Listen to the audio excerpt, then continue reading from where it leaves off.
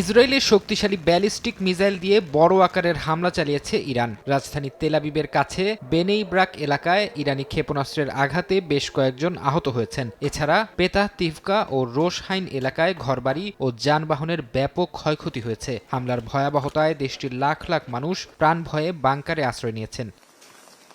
ইরানে হামলার মাত্রা বাড়িয়েছে ইসরায়েল। গত 2 দিনে ইরানের রাজধানী তেহরান ও এর আশপাশে 4 শতাধিক হামলা চালিয়েছে আইডিএফ। এর মধ্যে ইরানের প্রতিরক্ষা মন্ত্রণালয়ের কেন্দ্রীয় কমপ্লেক্স সহ 15টি গুরুত্বপূর্ণ অস্ত্র উৎপাদন কেন্দ্রকে লক্ষ্যবস্তু করার দাবি তাদের। তেল আবিব বলছে, তেহরানের উন্নত বিমান বিধ্বংসী ক্ষেপণাস্ত্র এবং ব্যালিস্টিক মিসাইল সংরক্ষণের জায়গাগুলো গুড়িয়ে দেওয়া হয়েছে এই বিশেষ অভিযানে, যদিও এ বিষয়ে কিছু জানায়নি আইআরজিসি। ইরানে যুক্তরাষ্ট্র ও ইসরায়েলের যৌথ আক্রমণের জবাবে মধ্যপ্রাচ্যের বিভিন্ন দেশে মার্কিন স্থাপনায় হামলা অব্যাহত রেখেছে আইআরজিসি। কুয়েত ও সংযুক্ত আরব আমিরাত দাবি করেছে তাদের আকাশসীমায় ঢুকে পড়া একাধিক ইরানি ক্ষেপণাস্ত্র ও ড্রোন ভূপাতিত করা হয়েছে। চলমান পরিস্থিতির কথা বিবেচনা করে ইরানের বুশেহর পারমাণবিক বিদ্যুৎ কেন্দ্র থেকে নিজেদের 2 শতাধিক কর্মী সরিয়ে নেয়ার ঘোষণা দিয়েছে রাশিয়া।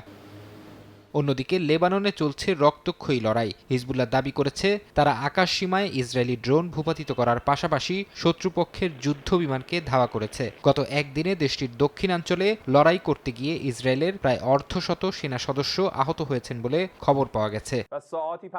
যুক্তরাষ্ট্র ও ইসরায়েলের প্রতি কঠোর হুঁশিয়ারি উচ্চারণ করেছে আইআরজিসি। তাদের মতে শত্রুপক্ষ প্রতিরোধ ফ্রন্টকে দুর্বল ভাবলেও ময়দানে তার উল্টো চিত্র ফুটে উঠেছে। আইআরজিসি জানায়, প্রতিরোধ যোদ্ধারা প্রমাণ করেছে অত্যাধুনিক প্রযুক্তি সত্ত্বেও যুক্তরাষ্ট্র ও ইসরায়েল তাদের কাছে কার্যত অসহায়।